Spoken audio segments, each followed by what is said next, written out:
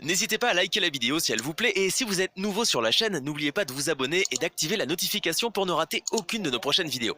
On commence.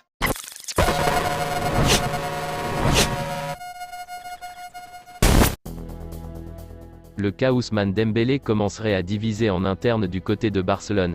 Si vous êtes supporter du FC Barcelone, vous en avez probablement marre de cette histoire. L'ailier français a encore fait la une des médias pendant tout le mois de janvier, alors que la direction barcelonaise cherchait par tous les moyens à se débarrasser de lui. S'il est peu probable que la situation évolue et qu'il signe un nouveau contrat d'ici la fin du mois de juin, Xavi semble pourtant bel et bien compter sur lui, notamment car le comportement du joueur a été impeccable et très professionnel pendant tout ce feuilleton.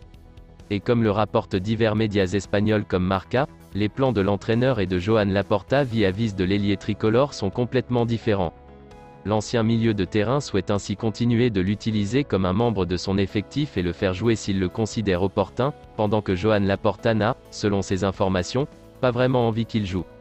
Nous pensons qu'il a un accord avec un autre club, c'est ce que ses agents nous ont laissé entendre, confiait le boss catalan il y a 2 jours, confirmant nos informations exclusives qui évoquaient un accord verbal avec le PSG. La balle est dans le camp de Xavi, vraiment?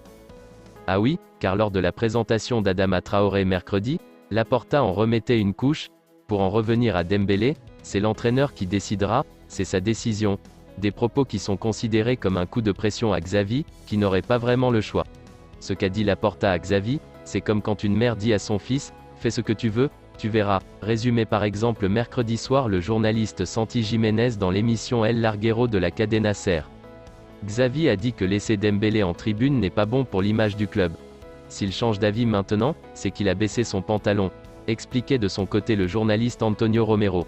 Et quand on sait que l'ancien numéro 6 du club n'était clairement pas parmi les premiers choix de Laporta pour le banc de touche du Camp Nou, attention à comment il négociera ce dossier pour le moins sensible. Présent en sélection avec le Brésil, Vinicius Junior pourrait déjà retrouver sa place avec le Real Madrid ce jeudi face à l'Athletic Bilbao en Coupe du Roi. Indispensable, déjà? À 21 ans, Vinicius Junior a passé un cap cette saison avec le Real Madrid. Pour preuve, il a déjà pris part à 30 rencontres toutes compétitions confondues avec les merengues, pour 15 buts et 10 passes décisives. De quoi le rendre déjà indispensable à Carlo Ancelotti? C'est en tout cas ce que croit savoir le journal Marca. En effet, la Maison Blanche affronte ce jeudi l'Athletic Bilbao pour le compte des quarts de finale de la Coupe du Roi.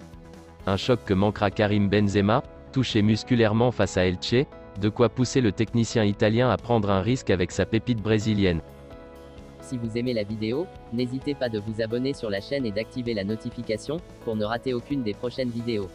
Likez, commentez, partagez-la avec vos amis, portez-vous bien et que la paix soit sur vous.